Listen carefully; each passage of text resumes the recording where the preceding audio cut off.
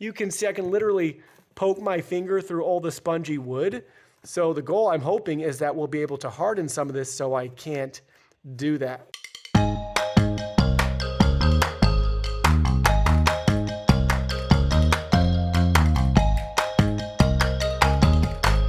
Today in this video, I'm going to be checking out the Bondo Rotted Wood Restorer. I did purchase this product myself, and any opinion expressed in this video is strictly my own.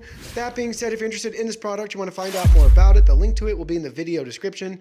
You can see what we're working with right here with the nice canister and brush, and we have 8 ounces. 236 milliliters.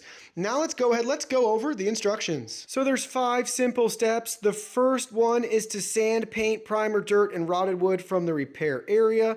You're gonna go ahead and remove the dust created from sanding.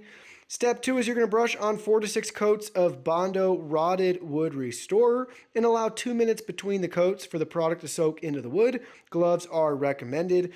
3, you're gonna allow the restorer to dry for 2 hours. Then step 4, you're ready to lightly scuff the dried surface with some sandpaper, and the surface is now prepped and ready to apply more Bondo. If you want to use their wood filler or all-purpose putty, you can do that. And then the last step is step 5, clean up. All right, now let's go ahead. Let's look at the area where we're going to apply this. All right, so you can see where we're going to apply this right here. We have a rotted floor joist and a rotted subfloor. So we're going to apply it everywhere that we can right here. And I found it ironic that they want us to sand everything because you can see I can literally poke my finger through all the spongy wood. So the goal, I'm hoping, is that we'll be able to harden some of this so I can't do that. But that's what we're going to do. We're going to apply it right here. So let's go ahead. Let's get it on. All right, so I went ahead. I applied it the best that I could. With that little brush, it just wasn't doing much. So I decided to get a turkey baster out to squirt a bunch of it in the joist hole. Unfortunately, it all shot out and fell out the back end. So if you want to know what it looks like if you get it on your skin, that's what we're dealing with right now. So I will have to spend a good amount of time gently picking and peeling that off. I was wearing gloves earlier. The glove got saturated and ripped. So you can see if you don't wear gloves, what you're going to deal with on your fingers. You're going to get a lot of flaking as everything dries.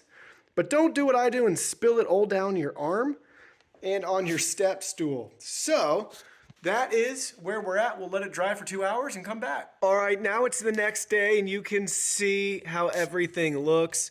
And again, for my application, it was quite the ordeal to try to even apply it properly up here.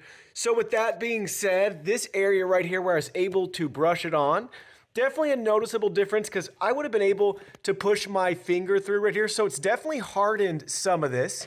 Obviously, we can still break that away at the top, but you can see right here along the sides, it's better than it was. And same with the subfloor right here, where I was able to properly apply it.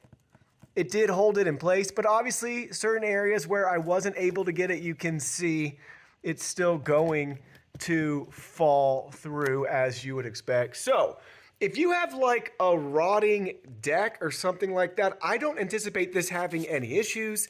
If you have something more complicated like what I'm dealing with here in this video, you're probably going to want to make sure you get a couple cans of it, apply it multiple times, and get a much better applicator than what I was trying to use. And I'm going to guess you'll have much better success. But technically, it did harden our wood some, but for my particular issue, we need a lot more help than what that's going to be able to provide.